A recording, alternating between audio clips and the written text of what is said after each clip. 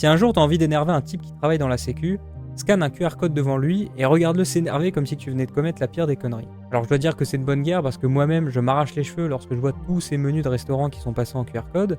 Mais pourquoi justement on dit que c'est dangereux de scanner un QR code ?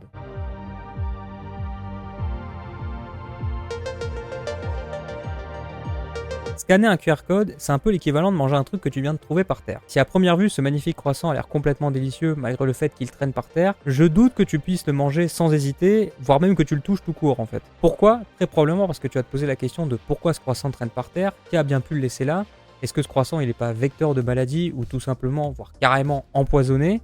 Bref, en gros, le risque est trop grand. Et bien scanner un QR code en réalité, c'est exactement pareil.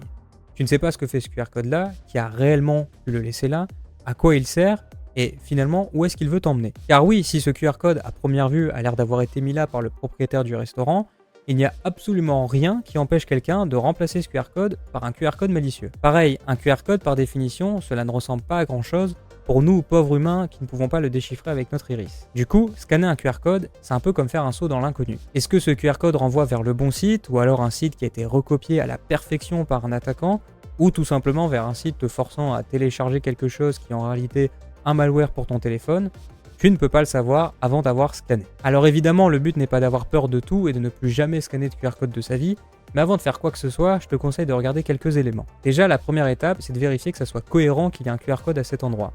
Autant scanner un QR code à une table de restaurant, c'est plutôt logique.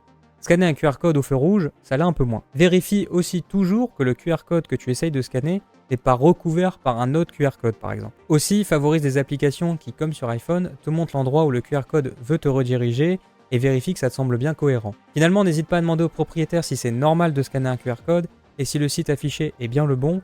N'oublie pas qu'il n'y a vraiment pas de mal à demander si ça peut éviter un gros leak de tes données. Tu sais pourquoi maintenant tous les types qui travaillent dans la cybersécurité font une crise d'angoisse à la simple vue d'un QR code, mais, et encore plus important, tu connais maintenant les bonnes pratiques et comment réagir lorsque tu dois en scanner. On se retrouve alors très vite dans une autre de nos vidéos ou dans l'une de nos formations, et d'ici là n'hésitez pas à partager pour sensibiliser un maximum de personnes.